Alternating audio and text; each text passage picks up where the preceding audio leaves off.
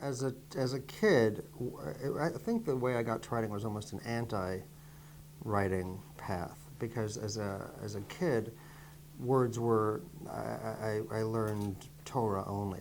The only books we read were Moses, and he wasn't that prolific. He only had 5 books, and they're all pretty much the same, and the 2 or 3 middle ones are total crap. But they were very holy. The words were holy, and the notion was that you don't decide to write, whether it's Moses or Joshua or Maimonides. God comes over and tells you to write, and you put the words down on paper. And so it was not something I considered doing, it was something I could consider doing. And so I think what happened was that it was this thing I wasn't supposed to be allowed to do, but I was very in awe of because of the power of it. One way or the other, whether you did it with God's permission or not. And I think to a certain extent that planted the seeds in my head of writing as sin, as violation, which is the only thing that really interests me, having been raised with religion. And so there's that. I think that what happened was that the fear of it shut me down for a long time until I was already well into my teenage years, and marijuana helped get me out of some of that. And when on my own, what I would do is I would leave. I was in yeshiva, which is the Orthodox school, on 181st Street in Manhattan, and I would cut like Talmud class or something, and get on the subway and go to Midtown to buy pornography. And then there was a bus that went from Midtown to my religious town. It was just for religious people. It had a curtain in the middle to separate men and women.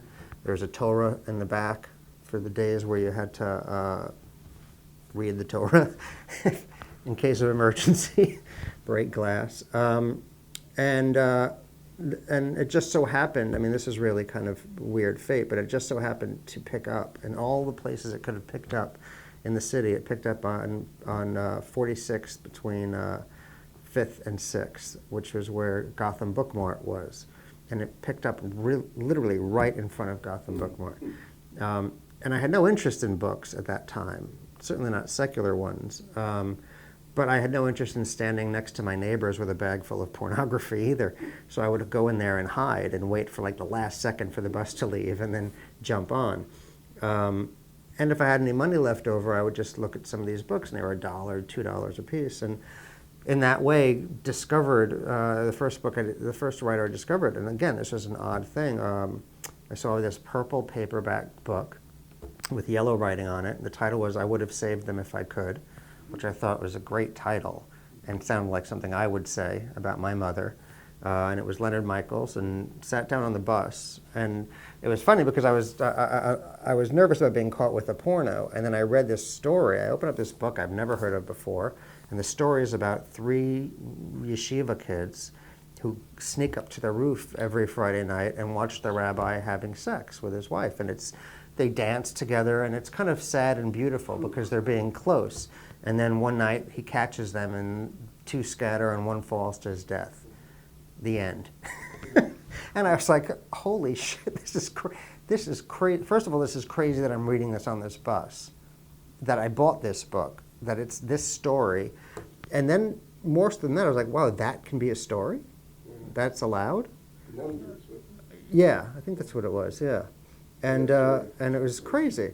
And so that led me to go back there more and more, and slowly the money I spent on porno decreased as I as I spent more on what felt to me more like almost emotional or intellectual porn, because this stuff felt like stuff you weren't supposed to say. So I had no idea who Kafka was. I just asked the guy, "Do you have any more books like these fucked up stories?" And they said, "Oh, you should try Kafka." Okay, and that led to Beckett and Flannery O'Connor and all the others, which in a weird way led me to Lenny Bruce and Bill Hicks, which led me to Brother Theodore down the Lower East Side. And all these guys seemed to be coming from the same place. And that was when I decided, wow, I could take this thing that they gave me, this fear of words, and turn it on its back, take the sword away and use it to cut down the very people who imprisoned me. So That's kind of where it was. It didn't come at it from a love of words or love of writing or an early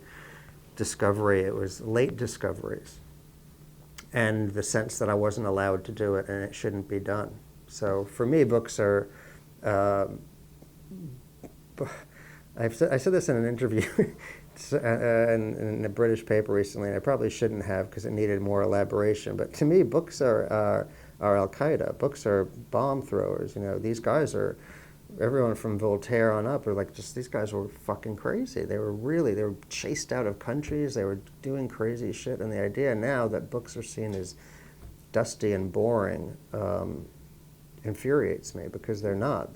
There's more stuff in even Barnes & Noble, which is just, from what I could tell, coffee and bookends. But even there are books that are way more radical than anything you'll ever see on TV or film.